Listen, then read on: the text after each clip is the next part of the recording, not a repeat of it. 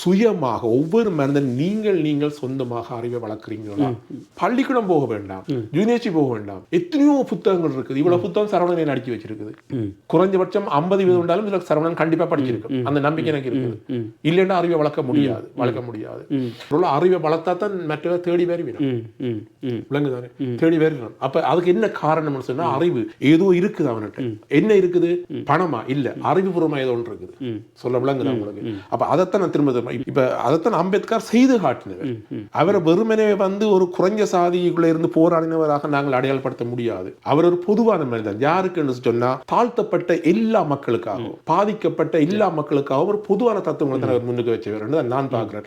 அவர் சாதியில குறைந்தவர்களுக்காக மட்டும் வைத்தவர் அல்ல.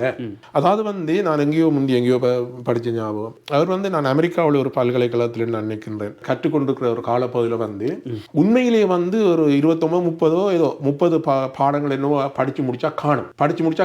அவர் அந்த மாஸ்டர்ஸ் முடிச்சு வார்த்தைக்கு காணும். ஆனால் அவர் 60 பாடங்களை தேர்வு செய்து படிச்சு முடிச்சிருக்கிறார். எனக்கு சரியா எண்ணிக்கை அதுகள் எனக்கு நினைவு இல்லை. 30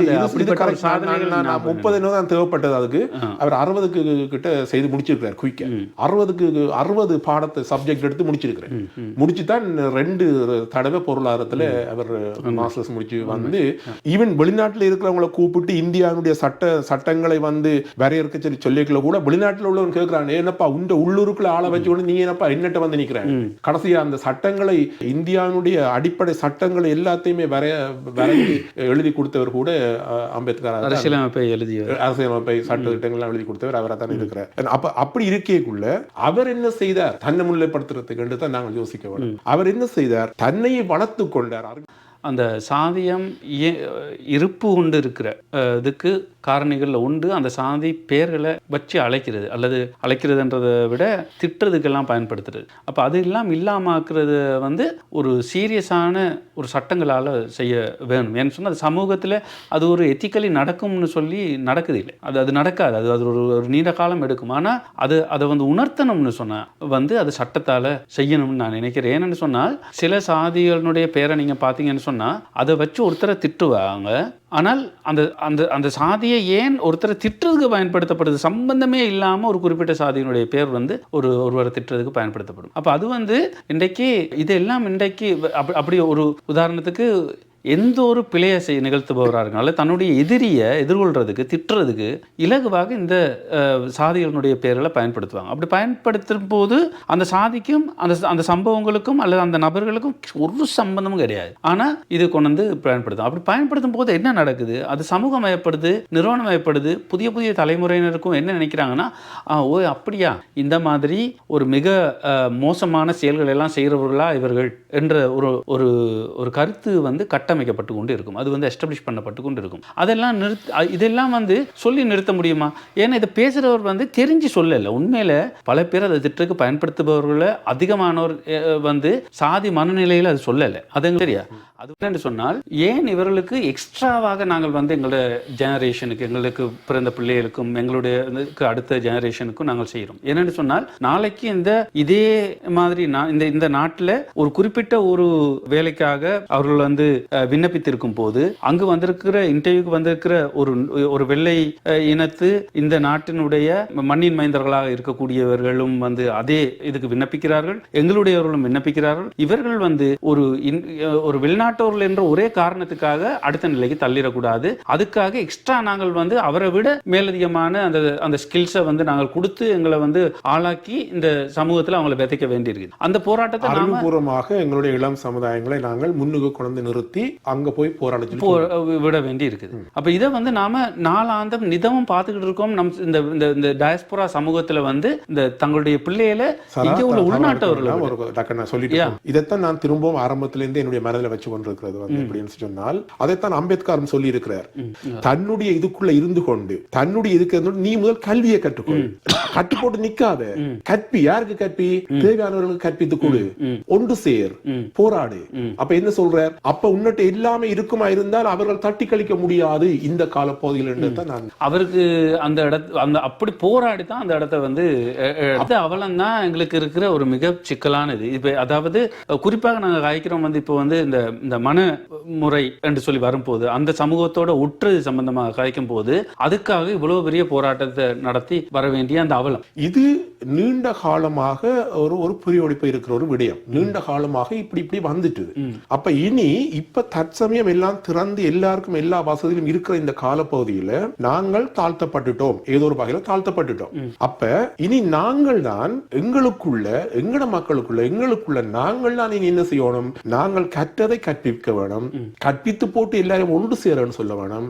இனி நாங்களாகத்தான் என்ன சில போராட்டங்களை செய்து ஜனநாயக முறைகள்ல எங்களுடைய வேதனைகளை வெளிப்படுத்தி எங்களையும் ஏற்றுக்கொள்ளக்கூடிய அளவுக்கு கொண்டு வர வேண்டும். என்றால் மேல கொண்டு வரத்துக்கு நாங்கள் என்ன செய்ய வேணும், எவ்வாறு, ஆனா நாங்கள் என்ன செய்ய வேணும், முன்னிலைப்படுத்துவதற்கு நான் என்ன செய்ய வேணும், என்னுடைய சமுதாயத்தை எனக்கு பின்னால் இருப்பவர்களை நான் முன்னிலைப்படுத்துவதற்கு நான் என்ன செய்ய வேண்டும் என்பதை உணர்ந்து அறிவுபூர்வமாக தொடர்ந்து காய்ச்சி கொண்டிருக்க வேண்டும் என்றுதான் நான் சொல்றேன். அப்படியே தொடர்ந்து போய் கொண்டிருந்தால் உன்னுடைய சமுதாயத்தை நீ மேம்படுத்தும் வரைக்கும் பொறுமையாக இருந்து உன்னை வளர்த்துக் கொள்ளதான் நான் இந்த இடத்துல சுட்டிக்காட்ட விரும்பி அந்த பொறுமை காக்குற என்ற விஷயத்துக்குள்ள வரும்போது பொறுமை காப்பது சும்மா இருக்கிறது அல்ல. பொறுமை காக்கிறது அப்படின்றது வந்து இப்படிப்பட்ட சந்தர்ப்பங்கள்ல உன்னை அவர்கள் விளங்கிக் கொள்ளாமல் புண்படுத்துகின்ற நேரங்களில் நீ பொறுமையை காத்துக்கொண்டு அறிவுபூர்வமாக அந்த இடத்துல தொழிற்படுன்றதான் சொல்லுவாங்க. அடுத்தது வந்து பொறுமையான்னு சொன்னா சும்மா இப்படியே இருந்தா எதுவுமே நடக்க போறது இல்லை. பொறுமையானு சொல்லி போட்டு நீங்கள் 1000-2000 சும்மா நான் ஓகே சொல்லிட்டு போயிட்டாங்கடா பாண்டோட குந்தி கொண்டு இப்படி அப்படி சொல்லல. இப்படி இருந்தா நடக்க போறது இல்லை, நடக்காது.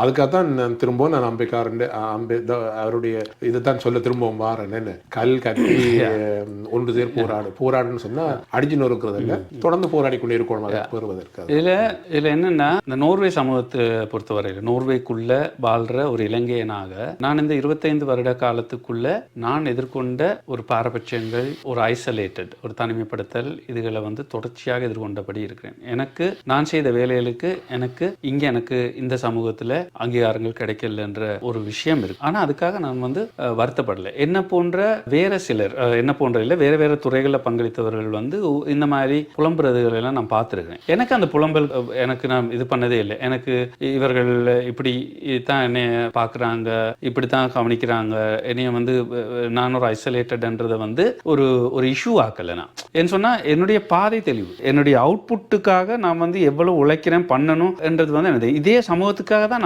நான் இன்னும் வேலை செஞ்சுக்கிட்டு இருக்கேன். எந்த சமூகம் நம்மளை வந்து தூற்றுதோ அல்லது புறக்கணிக்குதோ, நம்மளை வந்து பாரபட்சம் காட்டுதோ, அவர்களுக்காக நான் வேலை செய்யறதுல நான் வந்து தொடங்கலை, நான் வந்து ஒரு எந்த விதத்திலையும் பின்வாங்கலை. ஏன்னா அந்த பெனிஃபிட்டா அவர்களுக்கானது தான், அவர்கள் அனுபவிக்கட்டும், எல்லாருக்குமானது தான்.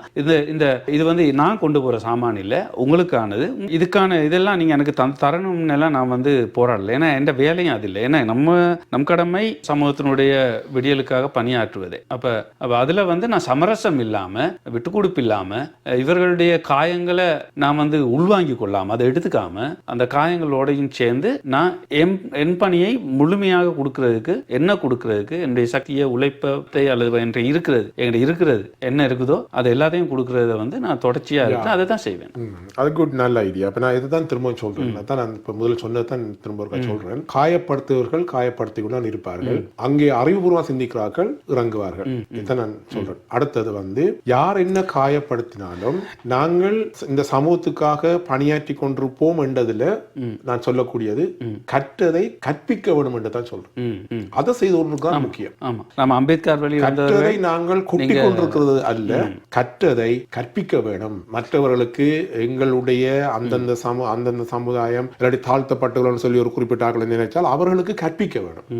எப்படி உன்னை மேல் கொண்டு வாரது. அப்ப நான் எல்லாம் படிச்சுட்டேன், நான் எல்லாம் கற்று வச்சிருக்கிறேன், நான் கற்றதை சொல்லுகிறேன் சொல்லி சமுதாயத்தை சொல்லிக் கொண்டிருக்கிறது அல்ல. அதிலும் பார்க்க ஒரு படி மேல போய் கற்றதை கற்பிக்க வேண்டும், மற்றவர்களுக்கு சொல்லிக் கொடுக்க வேண்டும் என்றதை நான் சொல்றேன். சொல்லி அவருடைய அறிவையும் வளர்க்க வேண்டும். அதை அந்த பணியில ஈடுபடுவீர்கள் நான் நினைக்கின்றேன். இருந்தாலும் என்னோட கடமை சொல்லுகின்றேன். நிச்சயமா உண்மையில் அம்பேத்கருடைய வழியில நாங்க போய் கொண்டிருக்கிறவர்கள் அந்த வழியில வந்து அவர் சொன்ன மாதிரி கல்கற்பி என்றது வந்து உண்மையில நான் கற்கிறது எல்லாமே திரும்பி கற்பிக்கிறதுக்காக. இப்ப நாம நாளாந்தம் உழைக்கிறது எல்லாமே வந்து தேடுறது எல்லாமே திருப்பி அதை வந்து கொடுக்கறதுக்கு தான். உண்மையிலேயே அதுக்காக பெரிய பெரிய விலை கொடுக்குறோம். அந்த முழு விலையும் வந்து கொடுக்கறதுக்காக. உண்மையில இன்னொரு விஷயம் நான் அடிக்கடி சொல்றது, இப்போ இலங்கை சமூகத்தை பொறுத்தவரையில் நான் வந்து அங்கே நான் செய்கிற பணிகள் இருக்கு தானே, அப்போ அதற்கு சொல்லுவாங்க, ஏன் இதுகளுக்கெல்லாம் நீங்கள் பணம் எடுக்கிறது இல்லை, இதுக்கெல்லாம் வந்து எந்த விதமான அரபுகள் எதையுமே செய்கிறது இல்லைன்னு சொல்லும் போதும் நான் என்ன சொல்கிறேன்டா, இலங்கையில் என்னை போன்றவர்கள் மிக பின்தங்கிய சமூகங்களில் இருந்தும் கற்று வந்தோம்னு சொன்னால் இலங்கை எங்களுக்கு தந்த இலவச கல்வி. அப்போ இலவச கல்வியை அங்கே தந்தது வந்து அந்த மக்கள், அந்த மண்ணின் மக்கள் வந்து தங்களுடைய வரிப்பணத்தால் எங்களை கற்க வச்சிருக்காங்க. அப்போ அங்கே உள்ள ஒவ்வொரு தாய்மாருக்கும் தகப்பன்மாருக்கும் அங்கே உள்ள உழைப்பாளர்கள் எல்லோருக்கும் ஒரு பங்கு இருக்கு.